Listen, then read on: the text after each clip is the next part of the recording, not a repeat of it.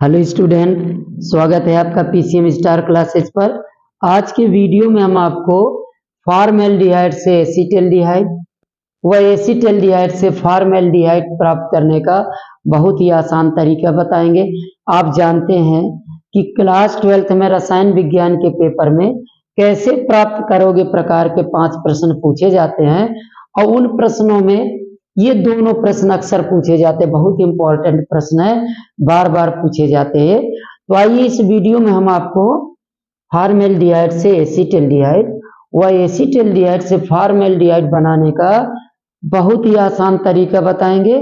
आप इस वीडियो को अंत तक देखिएगा और आपको ये दोनों प्रश्न एकदम क्लियर हो जाएंगे। तो आइए देखते हैं, स्टार्ट करते हैं। पहला प्रश्न है फॉर्मेल्डिहाइड से एसीटल्डिहाइड। फॉर्मेल्डिहाइड HCHO, इसको बदलना है एसीटल्डिहाइड यानी CH3CHO में। ओके, ये फॉर्मेल्डिहाइड का सूत्र है और ये एसीटल्डिहाइड का है। तो स्टार्ट करते हैं। HCHO formaldehyde. सबसे पहले हम फॉर्मेल्डिहाइड का अपचयन कराते हैं। क्या कराते हैं? अपचयन कराते हैं। 2 नवजात हाइड्रोजन परमाणु लेकर के इसका अपचयन कराते हैं। तो यहां बनेगा CH3OH, मेथिल अल्कोहल प्राप्त हो जाएगा। C और इसके साथ 2 H और 1 H है तो CH3OH मेथिल अल्कोहल। एक चीज ध्यान रखिएगा कि जब हम एल्डिहाइडों का अपचयन कराते हैं तो अल्कोहल प्राप्त होते हैं। कैसे?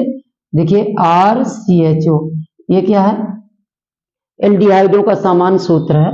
ओके, और जब एल्डिहाइडों का हम अपचयन कराते हैं तो प्राप्त होगा RCH2OH, यानी प्राथमिक अल्कोहल। ये प्राथमिक अल्कोहलों का सामान्य सूत्र है। तो एल्डिहाइडों का जब अपचयन कराते हैं तो प्राथमिक अल्कोहल प्राप्त होते हैं। यहाँ 2 H परमाणु हैं, यहाँ देखिए RC और यहाँ C और H2 और OH, तो क्या बन जाएगा? अल्कोहल प्राप्त हो जाता। तो यानी जब एल्डिहाइडों का हम अपचयन कराते हैं तो क्या प्राप्त हो जाते हैं? अल्कोहल प्राप्त होते हैं। और अगर हम एल्कोहलों का RCH2OH इनको गर्म करके डिहाइड्रोजनीकरण करा देते हैं, यहाँ से ये 2 H निकल जाएंगे, यानी H2 हाइड्रोजन गैस निकल जाएगी इससे, तो क्या प्राप्त हो जाएगा? RCHO। क्या प्राप्त हो जाएगा? एल्डिहाइड प्राप्त हो जाएगा।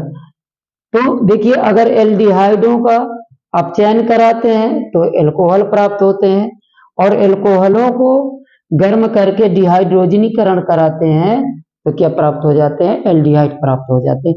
ये दोनों बातें आपको ध्यान रखना है। तो आइए आगे बढ़ते हैं, इसको हटाते हैं। तो हमने क्या किया?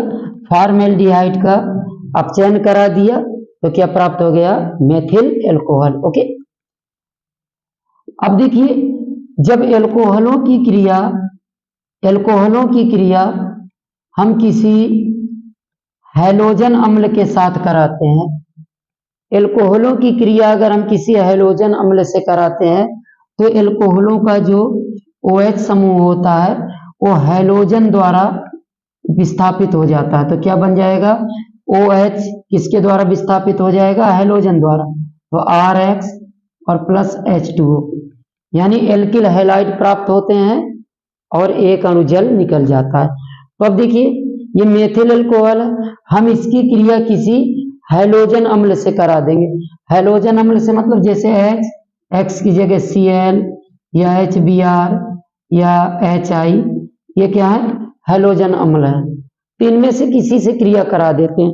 तो सपोज दैट हम HCl से क्रिया करा देते हैं। ओके, तो जब HCl से क्रिया कराएंगे तो क्लोरीन द्वारा OH विस्थापित हो जाएगा। क्या बनेगा? CH3Cl, और यहाँ एक अणु जल निकल जाएगा। OH और H, यानी एक अणु जल निकल जाता है। ओके, तो हमें क्या प्राप्त हो गया? Methyl chloride. ये क्या है? Methyl alcohol. Methyl alcohol. अब क्या प्राप्त हो गया? मेथिल क्लोराइड प्राप्त हो गया। Methyl chloride. अब हम मेथिल क्लोराइड की क्रिया करा देंगे KCN से। किससे कराएंगे? KCN से। क्यों? देखिए, इसमें एक कार्बन है और इसमें 2 कार्बन है। हमें कार्बन परमाणुओं की संख्या क्या करना? बढ़ाना है। इसमें 1 कार्बन है, इसमें 2 कार्बन है, तो हम किससे क्रिया कराएंगे? KCN से। तो जब KCN से क्रिया होगी तो यहाँ निकल जाएगा KCl और प्राप्त हो जाएगा CH3CN, मेथिल साइनाइड। क्या प्राप्त हो जाएगा? Methyl cyanide. Okay, methyl cyanide प्राप्त हो गया, मेथिल साइनाइड। और हम जानते हैं जब एल्किल साइनाइडों का अपचयन कराते हैं तो प्राथमिक एमीन प्राप्त होते हैं। क्या प्राप्त होते हैं? प्राथमिक एमीन। तो इसका अपचयन करा देंगे, अपचयन कराएंगे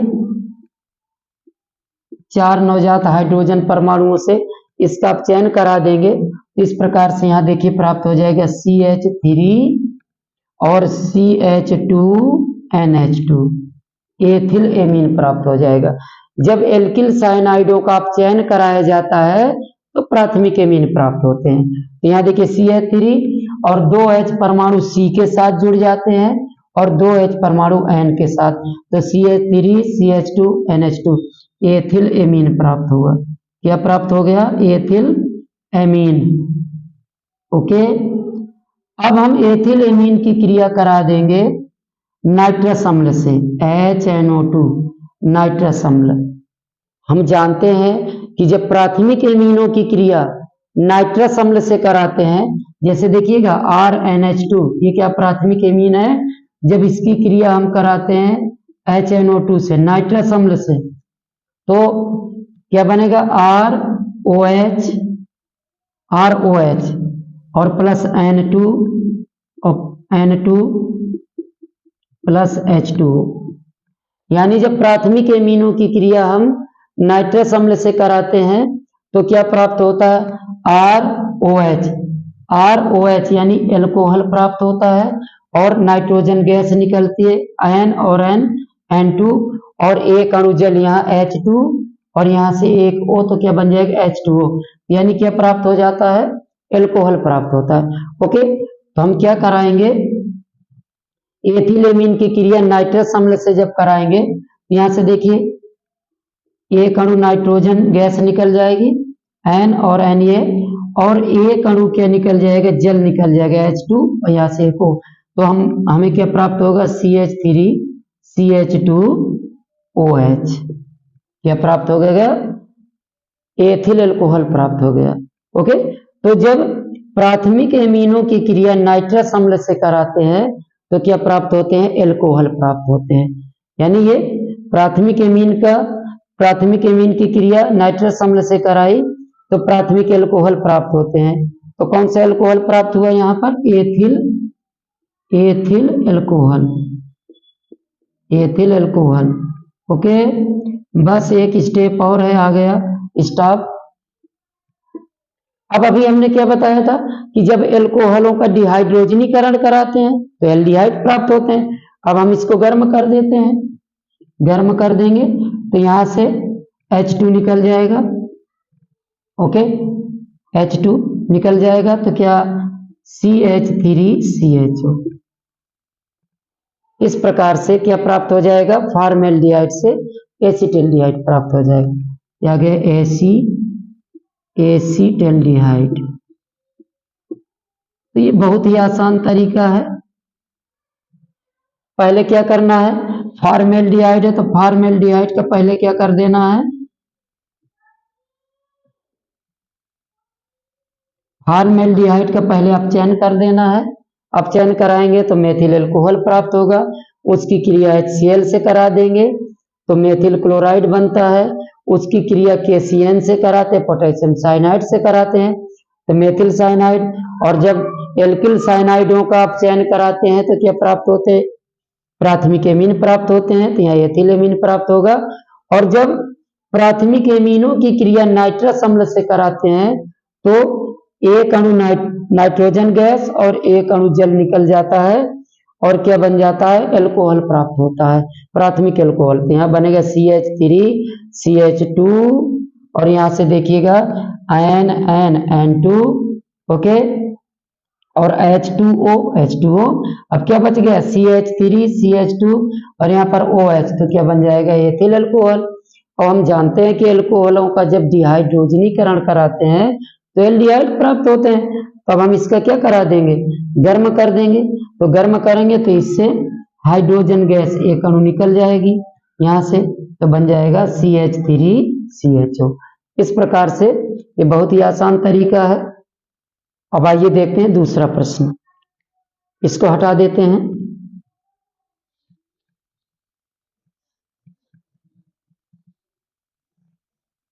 अब देखिए दूसरा प्रश्न क्या है, एसिटल्डिहाइड से फॉर्मेल्डिहाइड।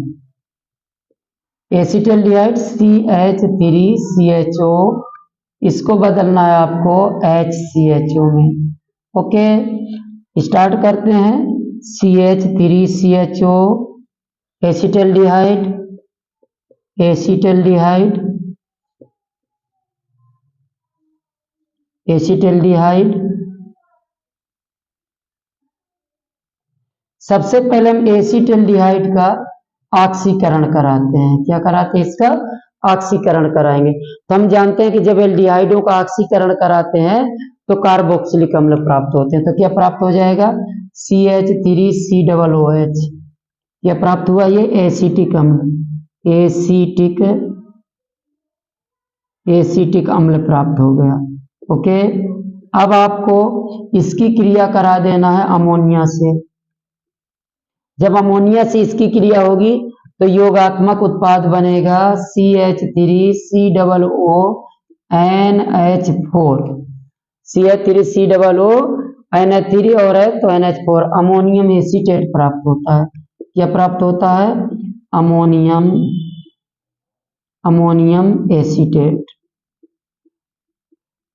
एसीटेट प्राप्त हो जाता है।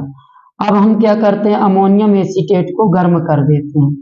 जब अमोनियम एसीटेट को गर्म कर देंगे तो इससे एक अणु जल निकल जाएगा, एक अणु जल निकल जाएगा। तो यहाँ से 2H और एक O, तो आज क्या बचेगा, CH3CONH2, एसीटेमाइड प्राप्त हो गया। एसीटेमाइड यानी क्या प्राप्त हो जाता है, एमाइड प्राप्त हो जाता है, एसीटेमाइड। ओके, जब अमोनियम एसीटेट को गर्म करते हैं तो इससे एक अणु जल निकल जाता है, क्या प्राप्त होता है, एसीटेमाइड प्राप्त होता है। अब देखिए एसीटेमाइड में क्या होता है, CONH2 एमाइड समूह होता है। और अगर एमाइड समूह को आपको एमीन समूह में बदलना है तो क्या करते हैं, हाफमान ब्रोमेमाइड अभिक्रिया का सहारा लेते। किसका, हाफमान ब्रोमेमाइड अभिक्रिया।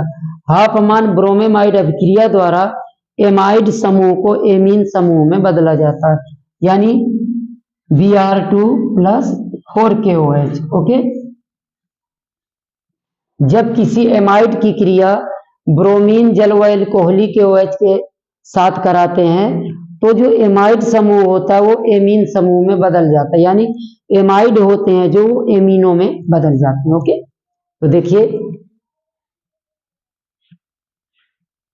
हम इसकी क्रिया करा देंगे, इसकी क्रिया कराएंगे, यहां करा देते हैं। चलिए इसमें आ जाएगा Br2+4KOH, ब्रोमीन Br2 और प्लस KOH पोटेशियम हाइड्रोक्साइड के 4 अणु लेकर के जब इससे क्रिया कराएंगे तो यहां देखिए क्या क्या निकलेगा, 2KBr और K2CO3 पोटेशियम कार्बोनेट। यहाँ ब्रोमीन में क्या 2Br, यहां से 2K Br, यहाँ पर कितने, इस पे 2 है।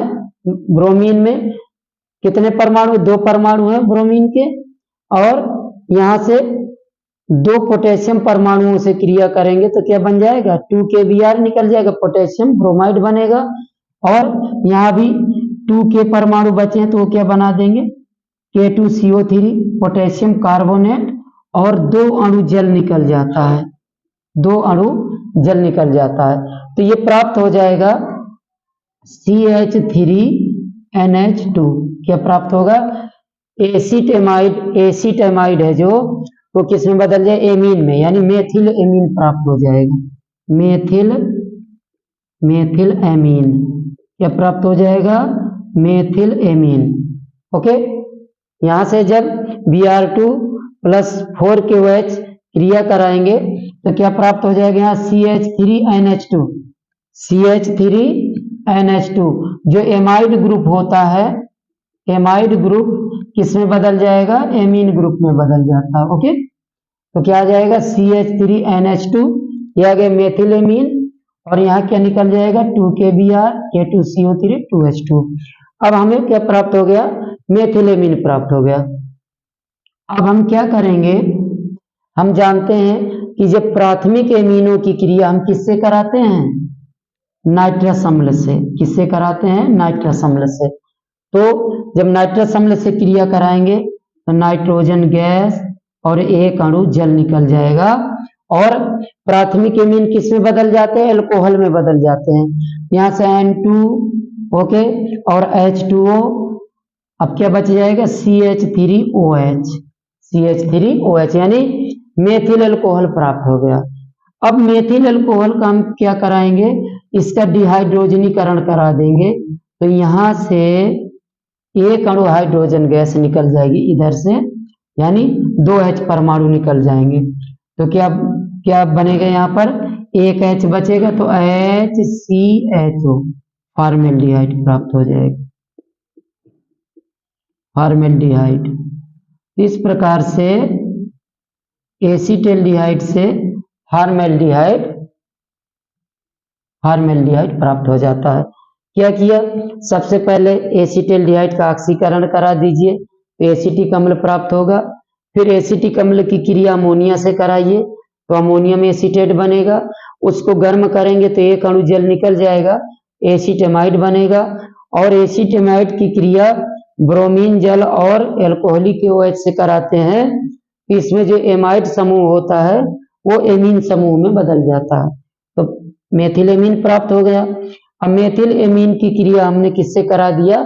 नाइट्रस अम्ल से, तो N2 और H2O निकल जाएंगे और क्या बनेगा? Methyl alcohol. ये क्या प्राप्त हो गया? Methyl alcohol. Methyl alcohol. और जब मेथिल अल्कोहल का हम डिहाइड्रोजनीकरण करा देंगे तो प्राप्त हो जाएगा फॉर्मेल्डिहाइड। इस प्रकार से दोनों बहुत ही महत्वपूर्ण प्रश्न है, और उम्मीद करते हैं कि आपको ये वीडियो पसंद आया होगा। अगर वीडियो पसंद आया हो तो प्लीज इसको लाइक व शेयर करना ना भूलें। धन्यवाद।